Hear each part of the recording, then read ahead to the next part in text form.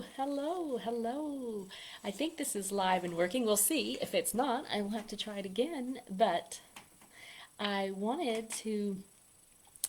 I've been listening to a live. It's a broadcast that happens once a week, and I usually listen to the recording because it's at 3 p.m. on a Monday, and can't really. That's not a great time for me. I'm picking up my kids, but um, I enjoy it so much, and it's just on a variety of topics, and it's relatively short and casual and a conversation, sometimes very deep and sometimes very mind expanding, and sometimes it's just always wonderful. And I had the thought, I said, I'd love to create something like that. I'd love to create a space to share beauty and goodness and magic. And so I thought, I'm going to give it a try. So you all can let me know if this seems like a good thing. If you want to join in, join in. I'm not sure of the format yet, but I thought, you know what, let me jump in and we'll start it. We'll just get it started. So it's going to be Wednesdays in the noon hour. Probably won't usually be, it's at 1 today, but so it'll probably usually be like either right at noon or at 12:30. And so I'll let you know about that. And we just have a conversation about life, about humanity, about self actualization, love, beauty, probably be nature, I'm sure, art, all the good things. And I'll figure out how, if there are comments that I can answer, and we can discuss and chat, and maybe we'll have some guest speakers sometime, or maybe there'll even be a total guest host.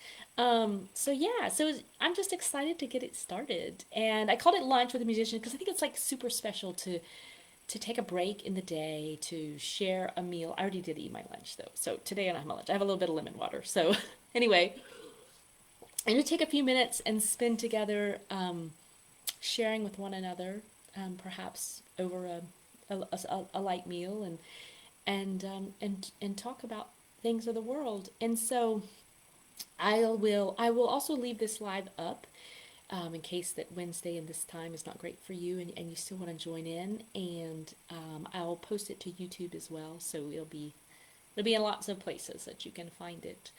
Um, and today, like I said, I just want to get it started today, so here we are, and I want to talk about a little something that popped up in my awareness today. My sister actually sent it to me. And I'll tell you this before I tell you about it.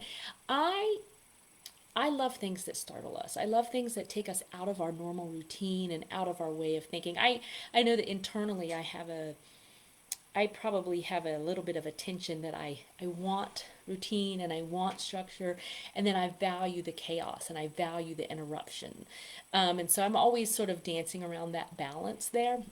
But for the most part, I really do love things that take us out of our normal way of thinking about things, particularly when it comes to any sort of issue that is a problem, what we call a problem or a challenge, because I do firmly believe that when something becomes a problem and we can't see the answer, it's like we have to get into a new space of thinking about it. I mean, there's that wonderful Einstein quote that I would butcher if I tried to remember exactly, but that you can't solve a problem from the energy from the space of the problem. You have to be in the energy of a solution. And so a lot of times the answer will be something that we just didn't think of. And I really also do think that sometimes what we call problems or issues are just our ongoing spirit. We're just living in the world, and we create a tension, and from this comes a new, more, how would I say it, an expansion of life, right, to the next level, whatever the next level is. We become more by bringing these two things together. And that's one of the reasons I thought that a lunch together would be wonderful, because I know we are better together. Collaboration makes us, it's not just that someone knows something that we don't, or someone can fill in our holes, or things like that, but it's that we truly have gifts that when they are combined, they create something totally new and bigger and better, than what was there before. So so on that note, my sister sent me a little short clip of a podcast. I never heard of this before. It's a comedian, a British comedian. Well, I think he might be Welsh, John Bishop, and I guess he has a podcast. So shout out to Melissa for this awesome inspiration today. To Ian, with Sir Ian McKellen, an actor, and that's his particular interview. But this podcast is called Three Little Words, and he asks famous people, I guess, to what are the three words that mean the most, or three words that they would choose, I guess, because they're life changing or something like that. Anyway, the word he picked was love, but it wasn't quite in the sense that we think of love. And he tells a story of, if you were going to go to a certain place in England, I'll share the link. I'll put it in the comments so you can enjoy it, because I found it very. It sort of stopped me this morning, and it kind of stopped me in my tracks and made me think of something differently.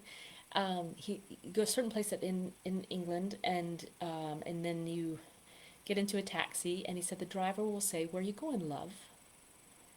And he says, if we all use that word to address each other, he said it just opens you up. It just creates a new space. And all the issues that so many of us have, including me, about what to be called, what to call others, how to be loving, how to be respectful, how to acknowledge differences and whatever. But if to use the word love, he said that the world would be a much better place, wouldn't it? And I thought, yeah, yeah, I love that. Now, and then the conversation goes on, and the guys are talking. There's another co-host, I can't remember his name, but they're talking about when they've at times been addressed by a word that is just sort of an endearment. And so I'm curious. I'm curious about a couple of things. I don't know that I'm going to start going around and calling everyone love, but I do love the idea of having a term of endearment like that. Like, I wonder if you all have experiences or have things that you like to be called, that just sort of open your heart or return you to a place of feeling like you're at home, feeling that you are known. I think that's so important, to feel known, to feel recognized, to feel cared for. I have another thought I'll come back to in a minute on that. But like I had a teacher in 8th grade, I remember, and I can't remember. He called me. I'm trying to remember what he called me. If I remember, I'll put it in the comments. But he had a word that he called me that no one else called me that, and it just sort of made me feel, oh, like it always made me feel good in my heart, and I loved it. And I know there are a lot of cultures that use the word auntie or uncle when addressing someone who may or may not be their auntie or uncle, right? Like it could be a stranger, but it's sort of a term of respect and a term of endearment and a term of acknowledging their importance. And I'm feeling like in this world today, there's so many of us who are missing connection, who are wanting to be seen, who are wanting to be loved, who are wanting to be recognized. That what a simple way we could use to see each other. I remember when my kids were little reading an article one time. It was such an interesting article. And it talked about the value of, like sometimes you want to, there's all different styles of parenting, and there's so many that can work so wonderfully, and it's all good. But, some people are more maybe authoritarian. They'll make a lot more choices for their child, and some people will ask their child a lot of questions. But this article specifically addressed that, said that it's sometimes that perhaps the most valuable way you could parent is to know what your child would want. Right? And you can think about it like, say, maybe if you have children or someone you love is sick, and you know that when they're sick, they love ginger ale and saltines, right? And so you don't ask them if they want some, you just bring them some. And they feel known, they feel seen, they feel heard, and they feel loved. And so that using the word love to address someone, or friend, hey friend, or which I probably have called some of you all that, or auntie or uncle or whoever, I feel like it's a way of creating a connection, and sometimes an intimate connection with people that you may not have a connection, but it's like it just cuts through all of the other stuff. It cuts through all of the things that we let get in the way of loving each other, of loving this world, of focusing on the good and on the better. And so, I don't know. That's what I wanted to share with you today. Like I said, I'll put a link to the little brief, the clip. I think you'll enjoy it if you check it out. And not just for the way that he says love, because that is pretty charming, but let me know what you think, and I'd love to hear your experiences with it. I'd love to hear what you think about it.